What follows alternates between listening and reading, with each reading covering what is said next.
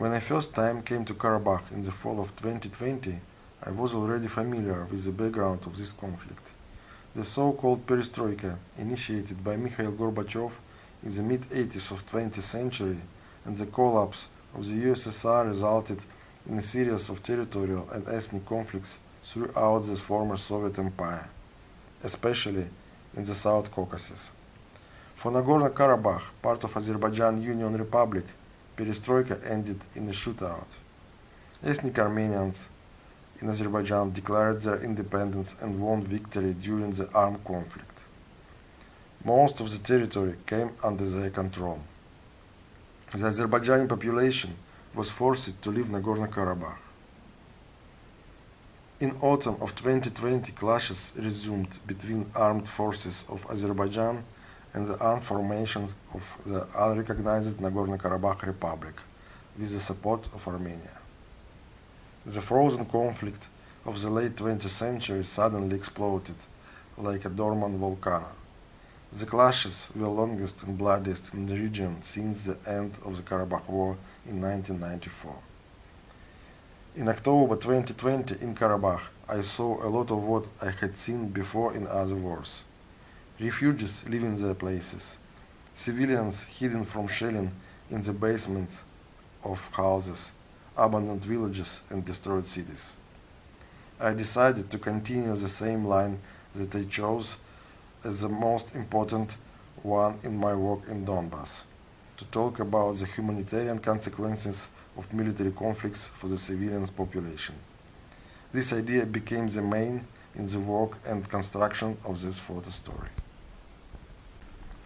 I had never been to Karabakh before the fall of 2020, but my friends talked a lot about this place as something special, in the most positive sense. The beautiful nature and the openness of locals, all this I saw and felt as soon as I arrived in Karabakh.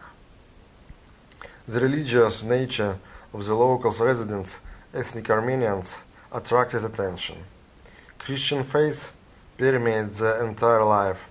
Their feelings literally hangs in the air. The contrast between the peaceful nature, the openness of the people, and the devastating consequences of the conflict overwhelmed me. I visited Nagorno-Karabakh twice, in October and in November to December 2020. My work, Paradise Lost, is primarily a series of documentary photography about a specific historical situation.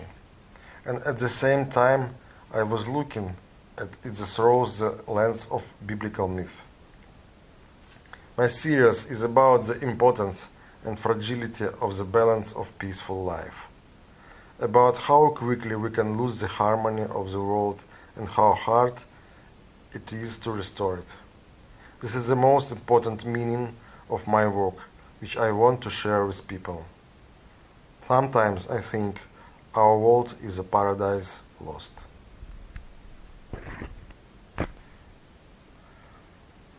didn't have much time to prepare for my work in Karabakh, as the conflict resumed unexpectedly and developed rapidly.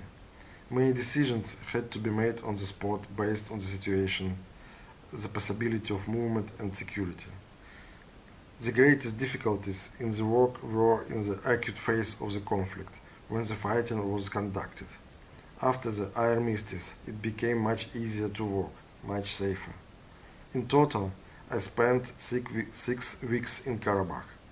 I meet all the heroes of my photos while working in Nagorno-Karabakh. It's a series of random encounters. I witnessed the last days and hours before they left their homes. The locals are very open-hearted, and this has greatly influenced my attitude towards them and my desire to tell this story. We meet Murat Margaryan in Lachin, and a few days later he and his family left for Armenia. I visited him there later. We talk on the phone sometimes. Another resident, Arek, went to live to Russia. I will try to meet him.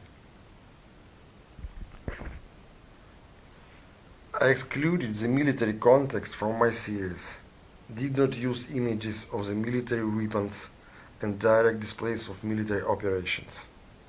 For me, as a journalist and a person, it was important to convey the general tragic atmosphere of what is happening and the state of people who are forced to leave their homes, most likely forever. Pictures depicting military conflicts often shock the viewer with a too direct image of really terrible scenes. I believe that it's by showing the mood and state of an ordinary person in the face of war that you can make a stronger and more emotional impact to audience. I can't say that I intentionally mixed different styles of photographs, portraits, landscapes. My approach is rather dictated by the traditional technique, when a photo reportage includes photos of different plans, general, medium, close up. There is something similar to a cinematic narrative. Since the work took place in the fall and winter, there was often fog or cloud cover, which created good conditions for shooting, emphasizing the overall atmosphere of what was happening. I understood how such light could be used, and I didn't miss this opportunity, because half of the success of good photo depends on light, and maybe even more. Sometimes it happens that the most expressive subject doesn't become a strong picture because there was not the right light. Light make a photo beautiful, but also convey the mood, atmosphere, and drama. The color palette was rather dictated by the time of the year and the feature of the area. Nagorno-Karabakh is a very picturesque place. I just display it in the photographs.